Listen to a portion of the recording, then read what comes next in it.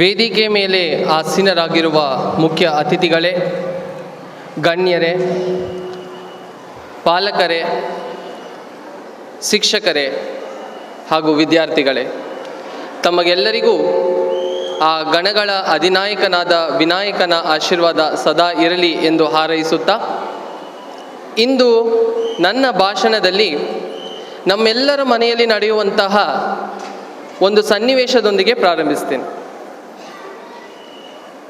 ಬೆಳಗ್ಗೆ ಅಲಾರಾಮ್ ಹೊಡಿತೈತಿ, ಎದ್ದೇಳ್ತೀರಿ, ಅವರವರ ಕೆಲಸಕ್ಕೆ ಅವ್ರವ್ರು ಬ್ಯುಸಿ ಆಗ್ತಾರ. ತಾಯಿ ಮಗುನ ಶಾಲೆಗೆ ರೆಡಿ ಮಾಡಿಸ್ಬೇಕು, ಕಿಚನಿಗೆ ಹೋಗ್ತಾರ, ಅಡುಗೆ ಪ್ರಾರಂಭ ಆಗತ್ತೆ, ಮಕ್ಕಳನ್ನ ಎಬ್ಬಿಸ್ತಾರ.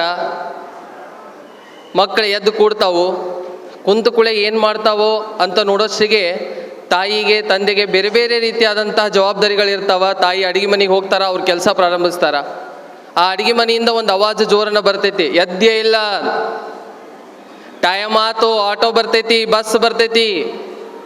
ಅವಾಗ ತಂದೆ ಹೇಳ್ತಾರ, ಬಸ್ ತಪ್ಪಿಸ್ಕೊಂಡು ಬಿಡುದಿಲ್ಲ ನಿನ್ನ ಶಾಲೆಗೆ ಇವತ್ತು ಅಂತೇಳಿ. ಈ ರೀತಿಯಾದಂಥ ಒಂದು ಅದ್ಭುತ ಚರ್ಚೆ ನಡೀತಾ ಇರುತ್ತೆ ಮನೆಯೊಳಗೆ. ಆದ್ರೆ ಆ ಮಗು ಮುಂಜಾನೆ ಒಂದು ಮೊಬೈಲ್ ಹಿಡಿದು ಬಿಡ್ತೈತಿ. ಅಲ್ಲಿ ತಂದೆ ತಾಯಿಗೂ ಆ ಮಗುಗೂ ಸಂಬಂಧನೇ ಇರ್ಲಾರ್ದಂಗೆ ಕುಂತಿರ್ತಾರೆ ಅವರು. ಆವಾಗ ಆ ಮೃದುವಾದ ಧ್ವನಿ ಒಂದು ಒಳ್ಳೆಯ ಅವತಾರ, ರುದ್ರ ಅವತಾರ ತಾಳ್ಬಿಡ್ತೈತೆ. ಅವಾಗ ಈಗ ಎಲ್ಲರೂ ನಗಾಕತ್ತೀರಂದ್ರೆ ಇದು ನಮ್ಮ ಮನೆಯಲ್ಲಿ ಎಲ್ಲ ನಡೆಯುವಂಥ ವಿಷಯನ ನಾನು ಮಾತಾಡಕತ್ತೀನಿ. ಆಮೇಲೆ ಮಗು ರೆಡಿಯಾಗಿ ಶಾಲೆಗೆ ಬರ್ತೈತಿ. ಶಾಲೆಗೆ ಬಂದ ತಕ್ಷಣ ಟೀಚರ್ ಹೇಳ್ತಾರ, ಲೈನ್ ಮಾಡ್ರಿ, ಪ್ರೇಯರ್ ಸ್ಟಾರ್ಟ್ ಮಾಡಬೇಕು ಅಂತೇಳಿ. ಟಕ್ಕನ ನಿಂತು ಬಿಡ್ತಾರಂತೇಳಿ ನೀವು ತಿಳ್ಕೊಂಡಿರಿ, ಸಾಧ್ಯ ಇಲ್ಲ.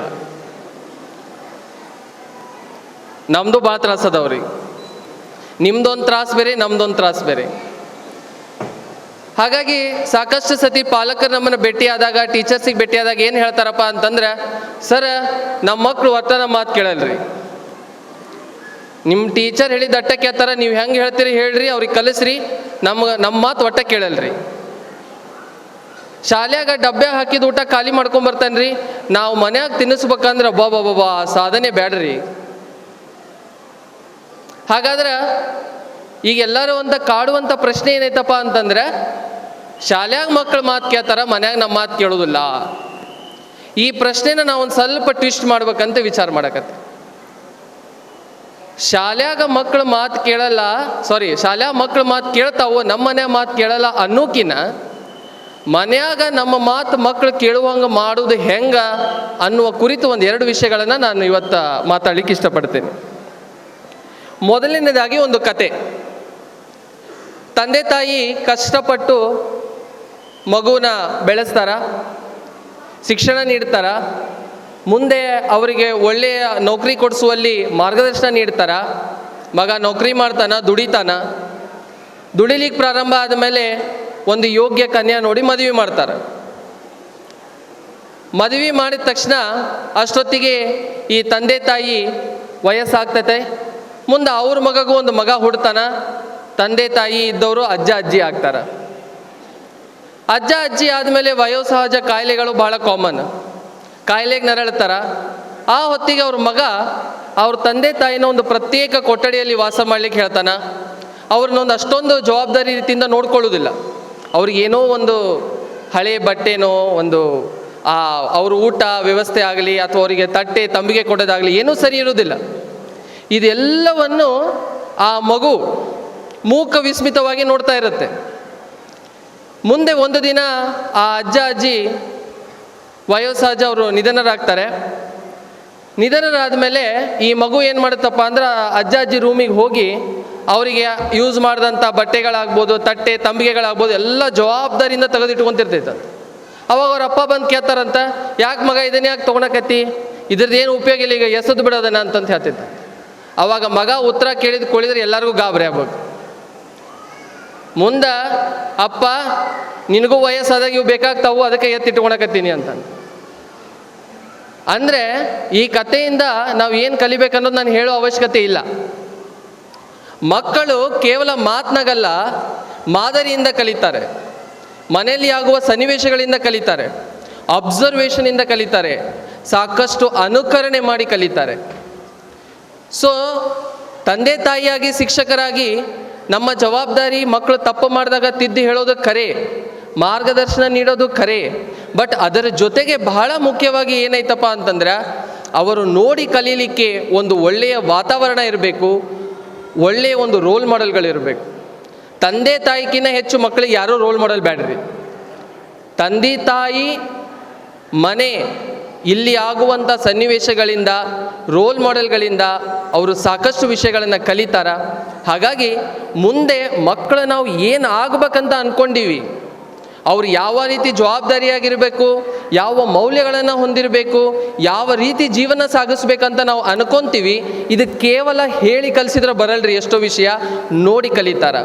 ಸೊ ಅದಕ್ಕೆ ತಕ್ಕ ಹಾಗೆ ಆ ಮನೆಯ ವಾತಾವರಣವನ್ನು ನಾವು ಸೃಷ್ಟಿ ಮಾಡಬೇಕಾಗಿ ಹಾಗೂ ಶಾಲೆಯಲ್ಲಿ ಕೂಡ ನಾವು ನಮ್ಮ ಕೆಲಸವನ್ನು ಮಾಡ್ತೀವಿ ಅಂತ ಈ ಮುಖಾಂತರ ಹೇಳಲು ಬಯಸುತ್ತೇನೆ. ಮುಂದೆ ಮತ್ತೊಂದು ವಿಷಯಪ್ಪ ಅಂತಂದ್ರೆ, ಸಾಕಷ್ಟು ಜನ ನನಗೆ ಕೇಳ್ತಾರ, ನೀವು ಸಣ್ಣ ವಯಸ್ಸಿನಾಗ ಭಾಳ ಜವಾಬ್ದಾರಿ ಹೊಂದಿಸ್ಕೊಂಡಿರಿ, ಭಾಳ ಚೆನ್ನಾಗಿ ಮಾಡ್ತಿರ್ತೀರಿ ಅಂತೆಲ್ಲ ಸಾಕಷ್ಟು ಜನ ಹೇಳ್ತಿರ್ತಾರ. ಅವಾಗ ನಾನು ವಿಚಾರ ಮಾಡಿದೆ, ಹೌದು ನನಗೆ ಈ ಜವಾಬ್ದಾರಿ ಬಂತು ಹೆಂಗೆ ಅಂತಂತ. ಶಾಲೆಗೆ ಬಂದು ಕುರ್ಚಿ ಮೇಲೆ ಕುಂತು ಆಡಳಿತ ಮಾಡ್ಬೇಕಾದ್ರೆ ಬಂದಿರುವಂಥ ಜವಾಬ್ದಾರಿ ಇದು ಅಲ್ಲ. ಇದು ನನಗೆ ನನ್ನ ತಂದೆ ತಾಯಿ ಸಣ್ಣವನಿಂದಾಗಲೇ ಕಲಿಸಿರುವಂಥ ಒಂದು ವಿಷಯ. ಅದೇನು ದೊಡ್ಡ ವಿಷಯ ಏನಲ್ರಿ, ನೀವು ಕೂಡ ಮಾಡ್ತಿರ್ತೀರಿ ನಿಮ್ಮ ಮನೆಯೊಳಗೆ. ಶಾಲೆಯಿಂದ ಬಂದ ತಕ್ಷಣ ನಮ್ದು ಒಂದಿಷ್ಟು ಸಿಸ್ಟಮ್ ಇದ್ದು ರೀ ಮನೆಯೊಳಗೆ. ನಮಗೊಂದು ಎಲ್ಲದಕ್ಕೂ ಒಂದು ಜಾಗ ಫಿಕ್ಸ್ ಇತ್ತು. ನಾ ಸ್ಕೂಲಿಂದ ಬಂದ ತಕ್ಷಣ ಆ ಸ್ಕೂಲ್ ಬ್ಯಾಗ್ ಒಂದು ಜಾಗದಾಗ ಹೋಗಿಡಬೇಕು, ಅದು ಬೇರೆ ಜಾಗದಾಗ ಇಡುವಂಗಿಲ್ಲ. ಆ ಪುಸ್ತಕ ಅಲ್ಲೇ ಹೋಗಿ ಹೊಂದಿಸ್ಬೇಕು. ಆ ಟಿಫಿನ್ ಬ್ಯಾಗ್ ಹೋಗಿ ಕಿಚನ್ನಾಗ ಹಾಕಬೇಕು. ಆಮೇಲೆ ಆ ಸಾಕ್ಸ್ ಪರಿಸ್ಥಿತಿ ನಿಮ್ಗೆಲ್ಲರಿಗೂ ಗೊತ್ತೈತಿ, ಅವು ಎಲ್ಲಿ ಬಿದ್ದಿರ್ತಾವಂತ ಮುಂಜಾನೆ ಆಟೋ ಬಂದಮೇಲೆ ಹುಡುಕ್ತಾರ ಅವ್ರು. ಹಂಗೆ ದಿನ ಯಾವತ್ತೂ ಪರಿಸ್ಥಿತಿ ಇದಿಲ್ಲ. ಆ ಸಾಕ್ಸ್ ಸೀದಾ ಬಾತ್ರೂಮ್ಗೆ ಹೋಗಬೇಕು.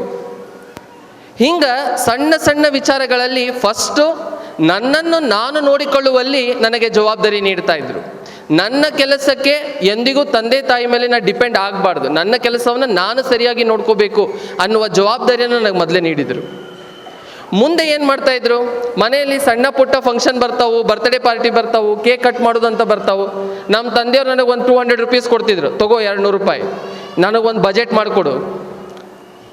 ಈ 200 ರೂಪಾಯಿದಾಗ ನೀ ಬರ್ತ್ಡೇ ಪಾರ್ಟಿ ಹೆಂಗೆ ಆರ್ಗನೈಸ್ ಮಾಡ್ತೀನಿ ನನಗೆ ಹೇಳು.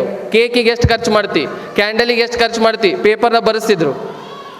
ಮುಂದೆ ಆ ಫಂಕ್ಷನ್ ಹೆಂಗೆ ಆರ್ಗನೈಸ್ ಮಾಡ್ಬೇಕು ಅನ್ನೋದಕ್ಕೂ ಹೇಳ್ಕೊಡ್ತಿದ್ರು. ಮುಂದೆ ನನಗೆ ಮುಂದೆ ಬಿಡ್ತಿದ್ರು. ಈ ಮೈಕ್ನಾಗ ಮಾತಾಡೋದು ಅವಾಗ ಕಲ್ತೀನಿ ರೀ ನಾನು. ಅದಕ್ಕೆ ನಮ್ಮ ತಂದೆಯವರು ಒಂದು ಬೇರೆ ಒಂದು ಕಾರ್ಯಕ್ರಮದಲ್ಲಿ ಹೇಳಿದರು, ಇವಾಗ ನಾನು ಕೂಡ ಬಾಲವಿನಾಯಕ ಶಾಲೆ ಸ್ಟೂಡೆಂಟ ಹೌದು. ನಾನು LKGಯಲ್ಲಿ ಇದ್ದಾಗ ಮೊದಲು ವೆಲ್ಕಮ್ ಸ್ಪೀಚ್ ನಾನು ಕೊಟ್ಟಿನಿ ರೀ ಶಾಲೆಯೊಳಗೆ. ಆವಾಗ ನಮ್ಮ ತಂದೆಯವರು ಹೇಳಿದರು, ಆ LKGದಾಗ ಎಂದು ಮೈಕ್ ನಿನ್ನ ಕೈಯಾಗ ಕೊಟ್ಟೆ ಅಂದ ನನ್ನ ಕೈಯಾಗಿಂದ ನೀ ಮೈಕ್ ಕಸ್ಕೊಂಡ ಬಿಟ್ಟಿ ಅಂತಂತೆ. ಯಾವ ಕಾರ್ಯಕ್ರಮದು ನನಗೆ ಮಾತಾಡಕ್ಕೆ ಬಿಡೋದಿಲ್ಲ, ಬರೀ ನೀನ ಮಾತಾಡ್ತಿ ಅಂತೇಳಿ. ಸೊ ಹೀಗಾಗಿ ಈ ಎಲ್ಲ ಜವಾಬ್ದಾರಿ ಅನ್ನೋ ಒಂದು ವಿಷಯ ದೊಡ್ಡವರಾದ ಮೇಲೆ ಬರುತ್ತಾ ಅನ್ನೋದು ನಮ್ಮೆಲ್ಲರ ಭಾವನೆ. ಬಟ್ ಸಣ್ಣ ವಯಸ್ಸಿನಿಂದಲೇ ಅದಕ್ಕೆ ನಾವು ರೆಡಿ ಮಾಡಬೇಕನ್ನೋದು ನನ್ನ ಅನಿಸಿಕೆ. ಇದು ನಾನೇ ಜೀವನದಲ್ಲಿ ಕಲ್ತಿರುವಂಥ ಒಂದು ವಿಷಯ. ಇದನ್ನು ಮುಂದೆ ನನ್ನ ಸಂಶೋಧನೆ, ಇದು ನಿಜವಾ, ಇದು ಬರೀ ನನ್ನ ಕೇಸಿಗೆ ಅಷ್ಟೇ ಅಪ್ಲೈ ಆಗುತ್ತಾ ಅಂತ ನಾನು ಸ್ವಲ್ಪ ಸ್ಟಡಿ ಮಾಡಿದೆ. ಆವಾಗ ಸಂಶೋಧನೆಯಲ್ಲಿ ಏನಿದೆ ಅಂತಂತಂದರೆ, children as early as 18 months, 18 ತಿಂಗಳ ಕೂಸು ಕೂಡ ಮತ್ತೊಬ್ಬರಿಗೆ ಸಹಾಯ ಮಾಡಬೇಕಂತ ಅಂದ್ಕೊಳ್ಳುತ್ತಂತೆ, ಪ್ರಯತ್ನ ಮಾಡುತ್ತಂತೆ. ಅದಕ್ಕೆ ನಾವು ಅವಕಾಶ ನೀಡಬೇಕು. ಆ ಅವಕಾಶವನ್ನು ನೀಡಿದಾಗ ಈ ಜವಾಬ್ದಾರಿ ಅನ್ನೋ ಒಂದು ವಿಷಯ ಸಣ್ಣ ವಯಸ್ಸಿನಿಂದಲೇ ಬರುತ್ತದೆ ಅನ್ನೋದು ನಾನು ಹೇಳಬಲ್ಲೆ. ಅದರ ಜೊತೆಗೆ ತಮಗೆಲ್ಲರಿಗೂ ಕೂಡ ತಿಳಿದಿದೆ, ಜೀವನದಾಗ ಜವಾಬ್ದಾರಿ ಕಲಿಸ್ದಂಗ ಯಾವ ಪುಸ್ತಕನೂ, ಯಾವ ಶಾಲೆನೂ, ಯಾವ ಟೀಚರು, ಯಾವ ಪ್ರವಚನನೂ ಕಲಿಸಲ್ಲ. ಸೊ ಮಕ್ಕಳಿಗೆ ಚಿಕ್ಕ ವಯಸ್ಸಿನಿಂದಲೇ ಈ ಜವಾಬ್ದಾರಿಯನ್ನು ನಾವು ನೀಡಬೇಕು. ದೊಡ್ಡವರಾದಮೇಲೆ ಕಲಿತಾರ ಅನ್ನೋ ಭಾವನೆಯನ್ನು ಬಿಟ್ಟು ಸಣ್ಣ ಸಣ್ಣ ವಿಷಯಗಳಲ್ಲಿ ಮಕ್ಕಳಿಗೆ ಜವಾಬ್ದಾರಿಯನ್ನು ನೀಡಿ ಅವರನ್ನ ಸದೃಢಗೊಳಿಸಬೇಕು ಅಂತ ನಾನು ಕೇಳ್ಕೊಳ್ತೀನಿ. ಎರಡನೆಯ ವಿಷಯಕ್ಕೆ ಬರೋಣ. ಒಂದು ಕಾಲ ಇತ್ತು, ತಾಯಿ ಒಂದು ಫೇಮಸ್ ಜಾನಪದ ಹಾಡೈತಿ, ಬಂಗಾರ ಬಟಲ್ದಾಗ ಸಣ್ಣಕ್ಕಿ ಮೊಸರನ್ನ ತಿನ್ನಿಸಿ ಉಣಿಸಿದ್ರೆ ಹಠ ಮಾಡಿ ಅಳ್ತಾನ ಅಂತಂತ ಹೇಳಿ. ಆವಾಗ ತಾಯಿ ಮಕ್ಕಳಿಗೆ ತಿನ್ನಿಸ್ಬೇಕಾದ್ರೆ ಚಂದಪ್ಪನ ತೋರಿಸಿ, ಹಾಡುಗಳನ್ನು ಹಾಡಿಸಿ, ಆಟಗಳನ್ನು ಆಡಿ ತಿನ್ನಿಸುವ ಕಾಲ ಒಂದಿತ್ತು. ಆದರೆ ಈಗ ಹೆಂಗಾಗೈತೆ ಅನ್ನೋದು ಪರಿಸ್ಥಿತಿ ನಾನು ಹೇಳೋ ಅವಶ್ಯಕತೆ ಇಲ್ಲ, ನಿಮ್ಗೆಲ್ಲರಿಗೂ ಗೊತ್ತೈತಿ. ಯಾರು ತಿನ್ಸಕತ್ತಾರೋ, ಏನು ತಿನ್ನಕತ್ತಾರೋ, ಎಲ್ಲಿ ಅದಾರೋ ಅನ್ನೋದನ್ನು ಕೂಡ ನೆನಪಾರಿ ತಿನ್ನುವ ಒಂದು ಸನ್ನಿವೇಶ ಇವತ್ತಿನ ಕಾಲದಲ್ಲಿ ಇದೆ. ಇದು ಎಲ್ಲದ ಯಾರ ಮಹಿಮೆ? ಮೊಬೈಲ್ ಮಹಿಮೆ. ಈ ಮೊಬೈಲ್ ಮಹಿಮೆ ವಿಚಾರವಾಗಿ ಕೂಡ ನಾನು ಸ್ವಲ್ಪ ಸ್ಟಡಿ ಮಾಡಿದಾಗ ಒಂದು ಪೀಡಿಯಾಟ್ರಿಕ್ಸ್ ಜರ್ನಲಲ್ಲಿ ಒಂದು ಸ್ಟಡಿಯನ್ನು ಕ್ಯಾರಿ ಮಾಡಿರ್ತಾರೆ. 2 ರಿಂದ 5 ವರ್ಷದ ಮಕ್ಕಳು, ಆಲ್ಮೋಸ್ಟ್ 3600ಕ್ಕೂ ಹೆಚ್ಚು ಮಕ್ಕಳ ಪೋಷಕರನ್ನು ಮತ್ತು ಆ ಮಕ್ಕಳು ಮೊಬೈಲ್ ಯೂಸ್ ಮಾಡುವ ಸಮಯವನ್ನು ಅವರು ಕ್ಯಾಲ್ಕುಲೇಟ್ ಮಾಡ್ತಾರೆ. ಆ ಕ್ಯಾಲ್ಕುಲೇಷನಲ್ಲಿ ಏನು ಬಂದಿದೆಯಪ್ಪ ಅಂತಂದರೆ, ಬಹುತೇಕ ಮಕ್ಕಳು ಒಂದು ದಿನಕ್ಕೆ 2 ರಿಂದ 4 ತಾಸು ಮೊಬೈಲ್ ಯೂಸ್ ಮಾಡಕತ್ತಾರಂತ ಬಂದಿದೆ ಸ್ಟಡಿಯಲ್ಲಿ. ಈ ವಯಸ್ಸು ಯಾರ್ದ್ರಿ? ಇವರು 2 ರಿಂದ 5 ವರ್ಷದವ್ರು ಇವರು. ಹಾಗಾದರೆ ಒಂದು ದಿನಕ್ಕೆ 2 ರಿಂದ 4 ತಾಸು ಮೊಬೈಲ್ ಯೂಸ್ ಮಾಡಕತ್ತಾರ ಅಂತಂದ್ರೆ, ಮೊದಲು ಈ ಮೊಬೈಲ್ ಬರೋಕ್ಕಿಂತ ಮುಂಚೆ ಈ 4 ತಾಸಾಗ ಏನೇನು ಕೆಲಸ ಆಗ್ತಿದ್ವು ಅನ್ನೋದನ್ನು ನಾವು ವಿಚಾರ ಮಾಡಬೇಕಾಗತ್ತೆ.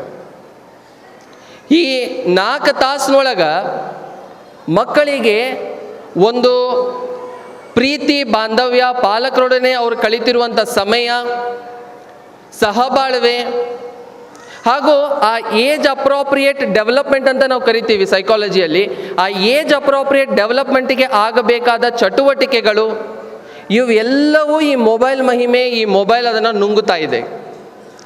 ಹಾಗಾಗಿ ಈಗ ಎಲ್ಲರೂ ಮೊಬೈಲ್ ಯೂಸ್ ಮಾಡ್ತಾರೆ. ಮೊಬೈಲ್ ಬ್ಯಾನ್ ಮಾಡಬೇಕಾ ಅನ್ನೋದು ಇಲ್ಲಿ ಪ್ರಶ್ನೆ ಇಲ್ಲ, ಅದನ್ನು ಬ್ಯಾನ್ ಮಾಡೋಕ್ಕೂ ಸಾಧ್ಯ ಇಲ್ಲ.